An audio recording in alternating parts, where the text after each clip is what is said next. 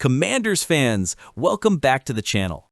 Before we dive into this massive storyline, and trust me, this one could reshape the entire direction of our offense, I want to remind you of something.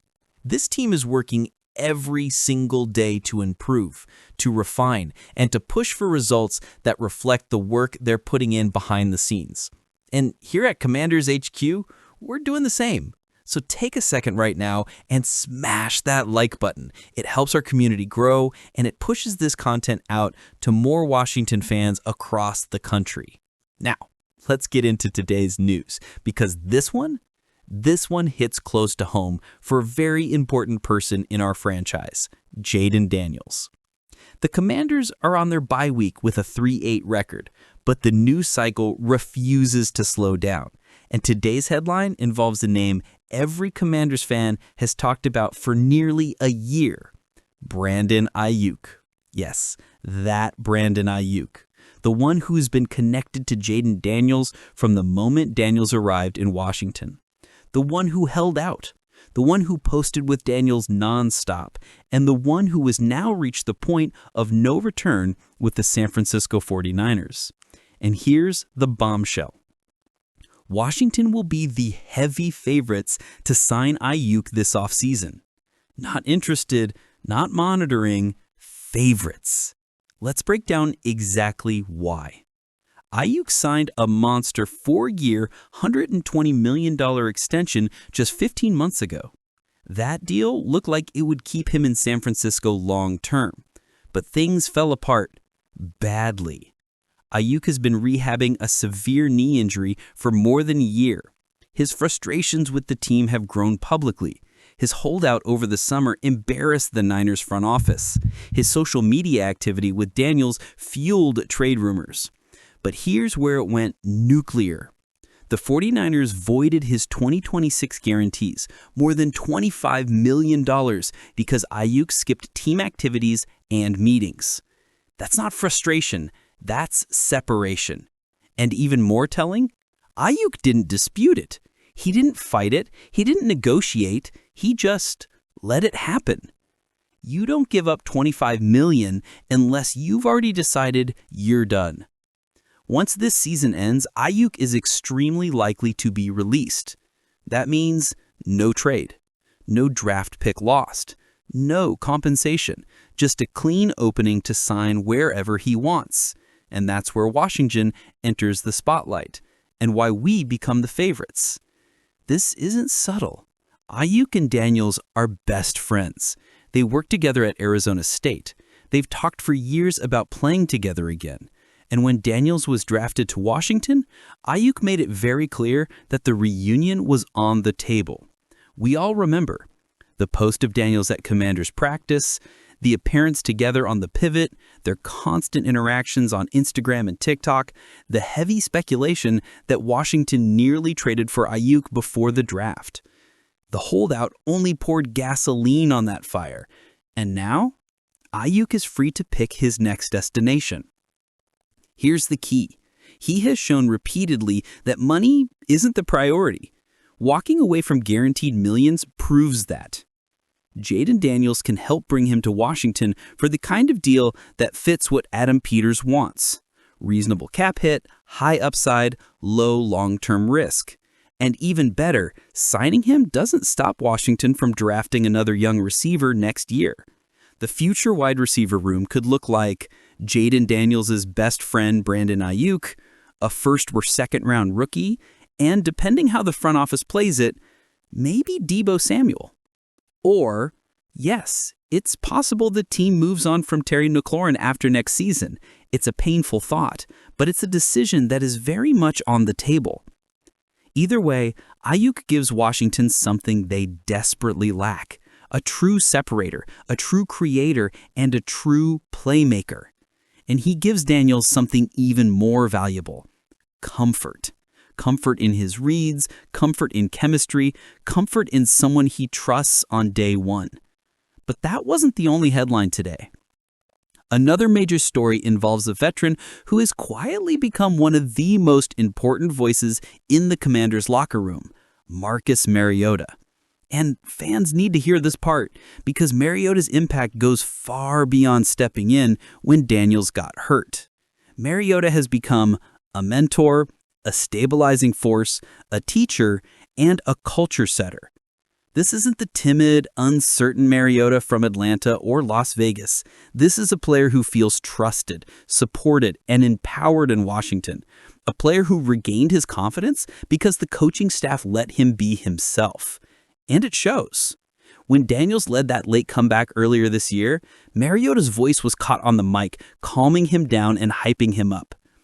Quote, "Stand up, catch your air, get your wind, use your God-given abilities, let's go win this game."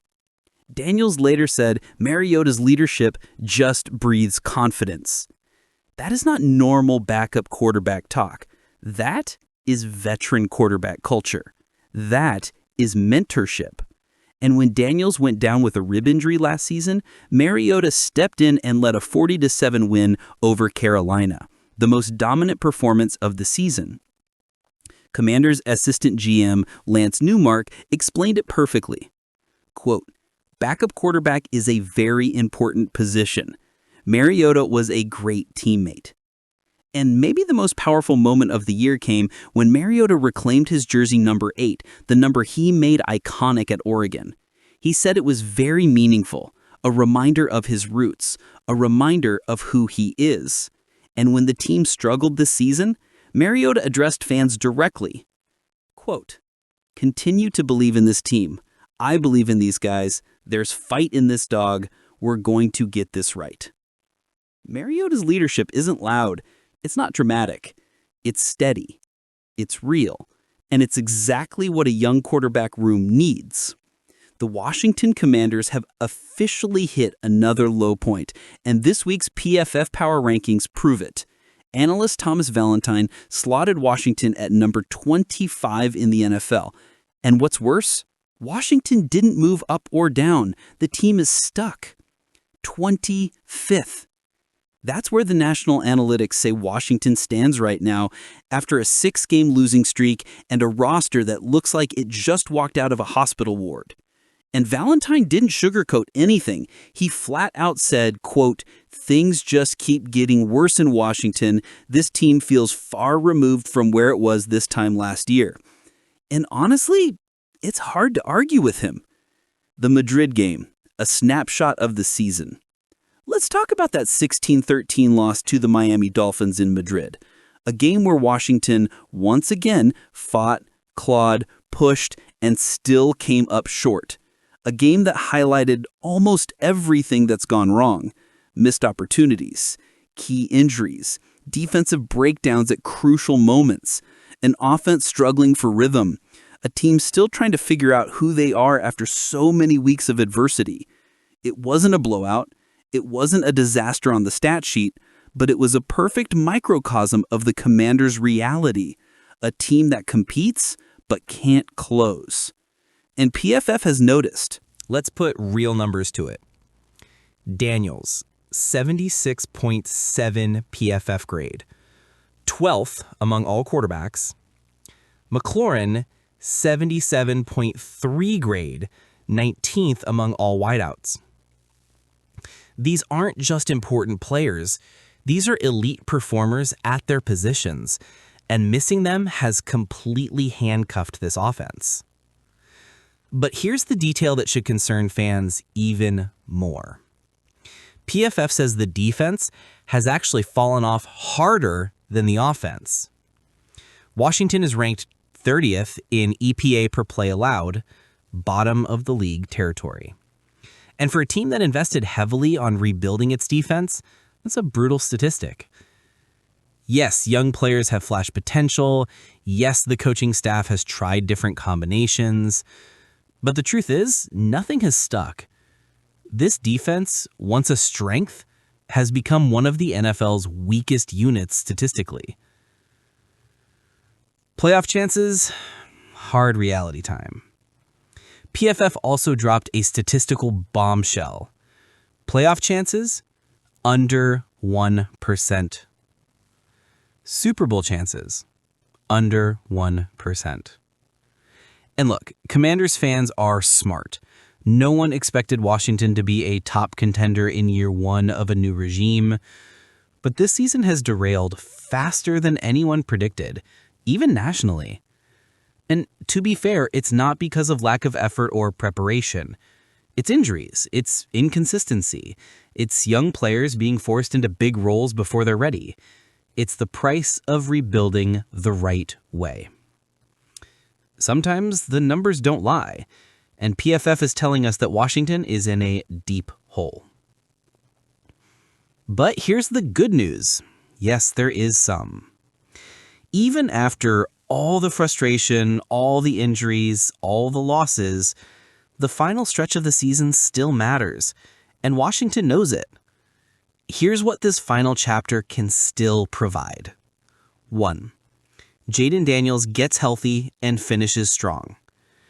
Fans need to see the rookie get back, settle in, and build momentum into year 2. 2.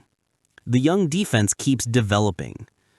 Players like Derek Forrest, Quan Martin, KJ Henry, Ricky Stromberg, and the rookies in the secondary. They need real reps. They need real pressure moments. That's how a young defense takes shape. 3. The coaches learn what they have.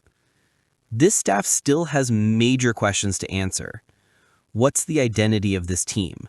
Which players fit the long-term system? Where are the biggest roster holes heading into the offseason? The next few games will provide those answers. 4. Roster decisions are looming. Big offseason decisions are coming. McLaurin's future, the defensive overhaul, draft positioning, free agency targets, and of course, building around Daniels. Every snap from here on out helps shape that blueprint. The franchise's direction is still in their hands. Commanders fans, yes, the PFF ranking stings. Yes, being number 25 hurts. Yes, being told you are miles away from last year's competitiveness is frustrating. But this season was always going to be the beginning of something new. And beginnings, they're messy. Rebuilds aren't pretty. New cultures take time. Young quarterbacks need reps. Injured stars eventually return. Draft picks and development shift everything. This season isn't wasted, it's foundational. This is where teams discover their identity. This is where future leaders emerge. This is where the front office learns exactly what the 2025 roster must look like. Commanders fans, yes, the PFF ranking stings. Yes, being number 25 hurts. Yes, being told you are miles away from last year's competitiveness is frustrating. But this season was always going to be the beginning of something new. And beginnings, they're messy. Rebuilds aren't pretty. New cultures take time, and young quarterbacks need reps. So, these two stories collide in a powerful way. On one side, Jaden Daniels might finally get the receiver he's wanted for years, Brandon Ayuk. On the other side, Marcus Mariota is helping build the leadership and stability this young team desperately needs. So here's the question for you. Should the Commanders make Ayuk their top offseason priority? Do you believe Daniels and Ayuk would become one of the NFL's best duos? And how important do you think Mariota's leadership is behind the scenes? Drop your comments below. I want to hear from every Washington fan watching. And if you enjoyed this deep dive, don't forget to like this video, subscribe to Commanders HQ, and turn on notifications so you never miss an update. Thanks for watching, and as always, HTTC.